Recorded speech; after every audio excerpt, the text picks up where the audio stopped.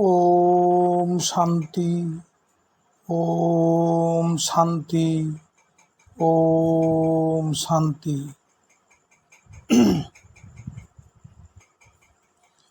আজ আমি আলোচনা করব আয়ুষ্কালের হিসাব নিয়ে। আমার ৩৫ বছর বয়স্কা স্ত্রী শ্রী ভগবানকে ভোগ নিবেদন করে প্রসাদ পাওয়ার পূর্বে হঠাৎ বুক ব্যথা অনুভব করে। তারপর আধা ঘন্টার মধ্যে অচৈতন্য হয়ে মৃত্যুবরণ করে। ভক্তিমতী বৈষ্ণব সেবাপরায়ণ স্ত্রীর এই অস্বাভাবিক মৃত্যুর কারণ কি? সে কি অল্প আয়ু নিয়ে পৃথিবীতে এসেছিল, নাকি আগের থেকে কিংবা সঙ্গে সঙ্গে উপযুক্ত চিকিৎসার অভাবে মারা গেল? তার কি গতি হবে? এসব কথা জানিয়ে আমাকে প্রবোধ দিন।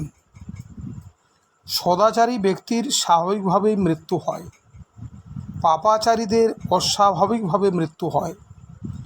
যারা কৃষ্ণ ভক্তি পরায়ণ তাদের মৃত্যু অস্বাভাবিক হয় না। কৃষ্ণ ইচ্ছায় তাদের সব কিছুই মঙ্গলময় হয়। কৃষ্ণ স্মরণ করতে করতে দেহত্যাগ করলে অবশ্য কৃষ্ণধামে গতি হয়। চিত্তের চেতনা বাসনার উপর নির্ভর করছে কার কি গতি হবে। রামায়ণ গ্রন্থে একটি শ্লোকে বলা হয়েছে যে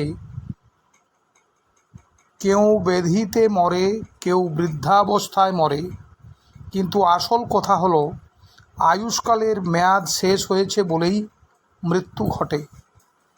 আয়ুষ্কাল যতটুকু, লোকে ততটুকুই বাঁচতে পারে মাত্র, কেউ তাকে মারতে পারে না। মৃত্যু ঘটনার অন্যান্য সমস্ত কারণগুলি মোটেই মুখ্য নয়, তা নিমিত্ত মাত্র। ডাক্তার, ঔষধ, টাকা, লোকজন, চিকিৎসা এগুলিকে লোকে কারণ হিসাবে ধরে বটে, কিন্তু এগুলি কাউকে বাঁচায় না, আয়ু বৃদ্ধি করে না। এগুলি যদি কারণ হতো তবে তো ধনী ব্যক্তিরা, চিকিৎসকেরা মরতো না। আসলে যতটুকু দুঃখ সুখ ভুগবার কথা ভুগতেই হবে। ভক্তগণ এই সমস্ত দুঃখজনক ঘটনাতে শ্রীকৃষ্ণের ইচ্ছার উপর নির্ভর করেন। রাখে কৃষ্ণ, মারে কে? মারে কৃষ্ণ, রাখে কে? কৃষ্ণ যদি ইচ্ছা করেন তার কোনো ভক্তকে তার কাছে নিয়ে নেবেন, কোনো ভক্তকে অনেক দুঃখ দিয়ে শিক্ষা দেবেন, সেখানে আমাদের তার ইচ্ছার তাৎপর্য বুঝতে হবে। ছোটবেলায় শ্রী নারদ মুনি তাঁর মায়ের আশ্রমে দিন যাপন করতেন। মার কথা সর্বদা চিন্তা করতেন। তার মা বৈষ্ণব সেবা পরায়ণা ছিলেন। হঠাৎ তিনি সর্পদংশনে মারা গেলেন। শ্রী নারদ তখন চিন্তা করলেন, আমি যাতে মায়ের কথা বেশি চিন্তা না করে ভগবত চিন্তায় ভালোভাবে থাকতে পারি, সেই জন্য আমাকে কৃপা করে ভগবান আমার মাকে আমার কাছ থেকে সরিয়ে নিয়েছেন। অঙ্গিরা ঋষির বরে রাজা চিত্রকেতু একটি পুত্র সন্তান লাভ করেছিলেন। অকালেই পুত্রটি মারা গেলে রাজ পরিবার এবং সমগ্র সাম্রাজ্যই শোকাচ্ছন্ন হলো। সেই কালে নারদ মুনি সেখানে উপস্থিত হয়ে মৃতদেহে আত্মাকে ফিরিয়ে এনে বললেন, ওহে বৎস, পিতামাতাকে ছেড়ে হঠাৎ অকালে কোথায় চলেছ? পুত্রটি বলে, হে ঋষিবর, কেউই আমার পিতা নয়, মাতা নয়। আমার কর্মফলে কত পিতা মাতা, স্ত্রী পুত্র পেয়েছি, আবার তাদেরকে ছেড়ে চলেছি। আজ আমি এখানে উনাদের পুত্র ছিলাম, কাল আবার অন্য কারো হব। এই মায়া সম্পর্ক কয়েকদিনের জন্য মাত্র। আসল সম্পর্ক ভগবানের সঙ্গে, তিনিই সবার পিতা মাতা। শ্রীবাস পণ্ডিতের পুত্র অল্প বয়সে দেহত্যাগ করে। মহাপ্রভু তাকে তুলে ধরে আত্মাকে ফিরিয়ে এনে বলেন, তুমি কেন হঠাৎ চলে যাচ্ছ? সেই পুত্র বলে, হে মহাপ্রভু, বহু জন্ম আমি জন্ম মৃত্যুর চক্রে ঘুরেছি। এই জন্ম আমার সার্থক যে ভক্ত গৃহে জন্মেছিলাম। এই জন্মে তোমার শ্রীমুখ থেকে হরিকীর্তন শুনে পরমানন্দে চলে যাচ্ছি, কারণ আমার থাকার মেয়াদ শেষ হয়ে গেছে। আমাদের প্রত্যেকেই তো আজ নয় কাল যেতেই হবে, কিন্তু ভগবানের সাধন ভজনে বেশি করে যুক্ত থাকতে হবে। কর্মফল যার যাই হোক না কেন, সর্বপ্রযত্নে ভগবৎ পাদপদ্মে মনোনিবিষ্ট করে আমাদের আয়ুষ্কালের সদ্ব্যবহার করে জীবনের শেষ দিনে শ্রী ভগবৎ নামে উন্নীত হওয়াটাই মনুষ্য জীবনের সার্থকতা। যারা কৃষ্ণ নাম জপ করেন, সদ্গুরুর চরণাশ্রয় করেন, বৈষ্ণব সেবাপরায়ণ, যাদের গুরু কৃষ্ণচরণে মতি, তারা কখনো অসদ্গতিপ্রাপ্ত হন না। শ্রীকৃষ্ণ তাদের রক্ষা করেন। বেদশাস্ত্র কহে সম্বন্ধ অভিধেয় প্রয়োজন। এই 3 বিষয়ে বিস্তারিত তাৎপর্য জানতে চাই। শ্রীমদ্ ভাগবতে বলা হয়েছে, যতক্ষণ পর্যন্ত মানুষ জীবনের উদ্দেশ্য কী এই সম্বন্ধে জানতে না পারছে, ততক্ষণ তার সমস্ত কার্যকলাপ মূল্যহীন বলে বুঝতে হবে। নিজেকে জানবার মাধ্যমেই জীবনের উদ্দেশ্য সম্বন্ধে অবগত হওয়া যায়। বেদান্ত শাস্ত্রে প্রথমে নির্দেশ দেওয়া হয়েছে অথাত ব্রহ্ম জিজ্ঞাসা। মানুষের জানবার চেষ্টা করা উচিত যে সে কে, এই জগৎ কী, সব কিছুর সৃষ্টিকর্তাই বা কে, এবং তার সঙ্গে তার সম্পর্ক কী। বলা হয়েছে যথার্থ মানুষের হৃদয়ে এই প্রশ্ন জাগবে। কুকুর বেড়ালেরা এসব প্রশ্ন করতে পারে না। এই সম্পর্কে জানবার কৌতূহল অবশ্যই মানুষের থাকা উচিত। নিজের সম্বন্ধে, জগৎ সম্বন্ধে, ভগবান সম্বন্ধে এবং ভগবানের সঙ্গে জীবের সম্পর্ক সম্বন্ধে, এই 4টি বিষয় সম্বন্ধে যে জ্ঞান, তাকেই বলা হয় সম্বন্ধ জ্ঞান।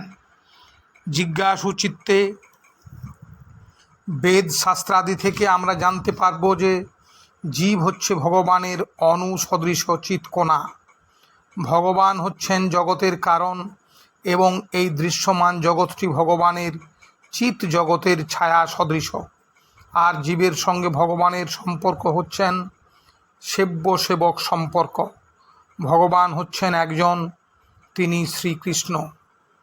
শ্রীকৃষ্ণ চৈতন্য মহাপ্রভু শিক্ষা দিয়েছেন, জীবের স্বরূপ হয় কৃষ্ণের নিত্য দাস। দাসের কাজ হচ্ছে প্রভুর সেবা করা, প্রভুর সন্তোষ বিধান করা। জীবজগতের সমস্ত সম্পদ, সমস্ত কার্যকলাপ শ্রীকৃষ্ণের প্রীতি বিধানের জন্য নিয়োজিত হওয়া কর্তব্য। যেহেতু সমস্ত কিছুই তাঁর সৃষ্টি, সেই কথা শ্রীকৃষ্ণ বলেছেন, অহং সর্বস্ব প্রভব। ভগবান শ্রীকৃষ্ণ হচ্ছেন প্রিয় প্রভু এবং জীব হচ্ছে তার প্রিয় সেবক। এই হচ্ছে সম্বন্ধ। পরমেশ্বর ভগবানের সঙ্গে যখন সম্বন্ধ প্রতিষ্ঠিত হয়, তখন তার পরবর্তী কর্তব্য হচ্ছে সেই সম্বন্ধ অনুসারে কার্য করা।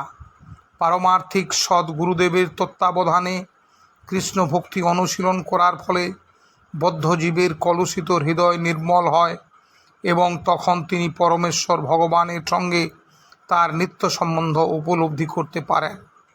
সম্বন্ধ স্থাপনে যত্ন করা বা তৎপর হওয়া বা কৃষ্ণ ভক্তি সেবায় যুক্ত থাকাকেই বলা হয় অভিধেয়। অভিধেয় বা ভক্তি সম্পাদন করার ফলে যখন জীবের পরম উদ্দেশ্য কৃষ্ণ প্রেম লাভ হয়, তখন তার প্রকৃত প্রয়োজন সিদ্ধি লাভ হয়। পরম সিদ্ধি কৃষ্ণ প্রেমকেই বলা হয় প্রয়োজন। এই প্রয়োজন সিদ্ধ হলে জীবের আর এই জগতের মধ্যে অন্য কোনো প্রয়োজন অনুভব হয় না, কেননা আর কিছুই পাওয়ার বাকি থাকে না। তস্মিন্ন জণ্ডার্তবাহ তৎ লভতে কৃতি। এই বাক্যে বলা যায় কৃষ্ণ ভক্ত হওয়াই সম্বন্ধ, কৃষ্ণ ভক্তি সম্পাদন করাই অভিধেয় এবং কৃষ্ণ প্রেমেই লাভ করাই প্রয়োজন। এই বিষয়ে যদি মানুষের রতি বা আসক্তি না জন্মায়, তবে সমগ্র জীবনের কর্ম ও পরিকল্পনা সম্পূর্ণ বৃথা বলে শ্রীমদ্ভাগবতের প্রথম দিকেই মহর্ষি ব্যাসদেব উল্লেখ করেছেন। ধর্ম সনুষ্ঠিত পুংসাং বিষবক সেন কথাসু স নোৎপাদয়েত যদিরতিং শ্রম এব হি কেবলম। অর্থাৎ যত বড় জ্ঞানী ও কর্তব্যপরায়ণ ব্যক্তি হন না কেন, তিনি খুব ভালোভাবে দুনিয়ার কর্তব্য সম্পাদন করতে পারেন, কিন্তু তিনি যদি পরমেশ্বর ভগবানের সম্বন্ধে জিজ্ঞাসু না হয়ে নিজেকে এড়িয়ে রাখেন, তবে তিনি যা করেছেন তার সবই সময়ের অপচয় মাত্র। জন্ম মৃত্যু জরা ব্যাধিপূর্ণ দুঃখময় জড় সংসার চক্র থেকে চিরতরে মুক্ত হয়ে সচ্চিদানন্দময় শাশ্বত জীবন এ উন্নীত হতে হলে বেদশাস্ত্রের এসব সহজ সরল নির্দেশগুলি অনুধাবন করা কর্তব্য। মৃত্যুকালে কৃষ্ণ নাম স্মরণ করতে করতে কৃষ্ণলোকে উন্নীত হওয়া যায়। জীবৎকালে কৃষ্ণ নাম করেও মৃত্যুকালে কৃষ্ণ স্মরণ হলো না, এমন তো হতে পারে? অপরাধ না থাকলে অন্তিমকালে কৃষ্ণ নামের স্ফূর্তি হয়, অপরাধ থাকলে কৃষ্ণ নাম স্মরণ হয় না। কলিযুগে মানুষের আয়ু 100 বছর, অথচ অধিকাংশ মানুষই পরমায়ু পূর্ণ হতে না হতেই মৃত্যুমুখে পতিত হচ্ছে। এর কারণ কি? প্রাচীনকালে রাজা ধৃতরাষ্ট্র শ্রী বিদুরকে প্রশ্ন করেছিলেন, বিদুর, বেদশাস্ত্রে মানুষ শতায়ু বলে কীর্তিত হয়েছে, অথচ শতবর্ষ আয়ু লোকে পাচ্ছে না, এর কারণ কি? তখন বিদুর বলেছিলেন, মহারাজ, অতিমান, অতিবাদ, অতি অপরাধ, ক্রোধ, আত্মম্ভরিতা ও মিত্রদ্রোহ এই 6টি তীক্ষ্ণ বাণ স্বরূপ হয়ে মানুষের আয়ু ক্ষয় করে ও প্রাণ হরণ করে। দীর্ঘ আয়ু নিয়ে বাঁচতে হলে কি করতে হবে?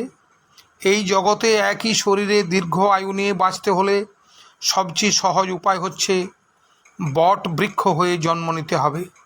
তাতে কমপক্ষে 1000 বছর পর্যন্ত আয়ু নিয়ে থাকার আশা করা যাবে। কলিযুগের মানুষকে তো মাত্র 100 বছর পর্যন্ত আয়ুষ্কালের মেয়াদ দেওয়া হয়েছে। তার মধ্যে নানাবিধ অনাচার দোষে আয়ু কমে যাওয়ার সম্ভাবনা রয়েছে। যতই দীর্ঘ আয়ু নিয়ে ব্রহ্মাণ্ডে বাস করুন না কেন, মহাকালের কাছে তা অত্যন্ত তুচ্ছ ও ক্ষণিক। এমনকি ব্রহ্মলোকের ব্রহ্মার আয়ুও। প্রকৃত চিরায়ু নিত্য জীবন হচ্ছে বৈকুণ্ঠ জগতে। সেখানে যেতে হলে কৃষ্ণ ভাবনাময় জীবনযাপন করতে হবে। দেহতত্ত্ব সম্পর্কে জানতে চাই। মানবজাতির পিতা মহর্ষি মনু আমাদের দেহ সম্পর্কে সুন্দর তত্ত্ব দান করেছেন। তিনি বলেছেন, এই দেহ হচ্ছে অস্থিস্থূনাং, কতকগুলো অস্থি হাড়ের স্তম্ভে বিধৃত স্নায়ুযুতং।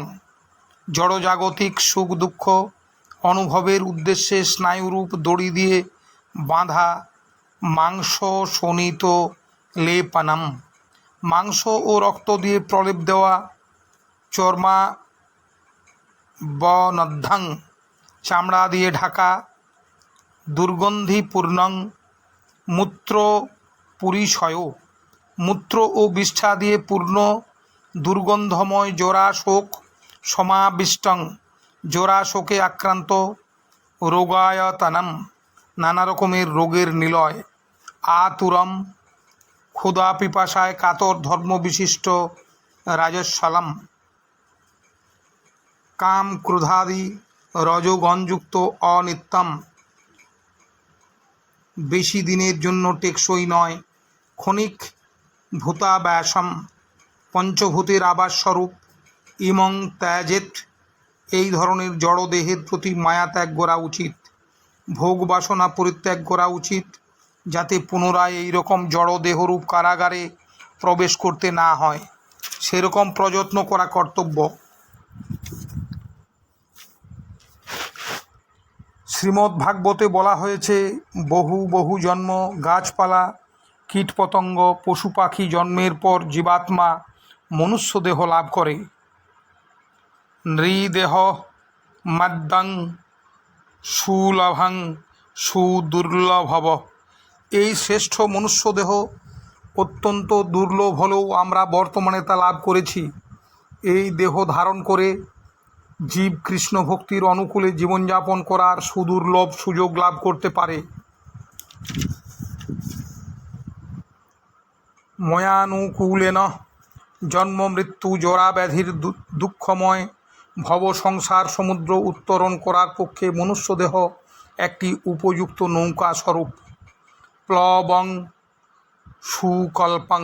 এই জীবনে কৃষ্ণ ভক্ত সদ্গুরুর আশ্রয়ে থেকে ভক্তি বিঘ্নসমূহ, আমিষা আহার, নেশা ভাং, জুয়া, অবৈধ সংঘাদি পরিবর্জন করে শ্রীকৃষ্ণ নাম, শ্রীকৃষ্ণ সেবায় নিযুক্ত হওয়া কর্তব্য। তাহলে জড়দেহ ত্যাগ করে নিত্য জীবনে অধিষ্ঠিত হয়ে সচ্চিদানন্দময় দেহে, সচ্চিদানন্দময় ধামে শ্রীকৃষ্ণের সেবায় যুক্ত হওয়ার সুযোগ লাভ হবে। ওম শান্তি, ওম শান্তি, ওম শান্তি।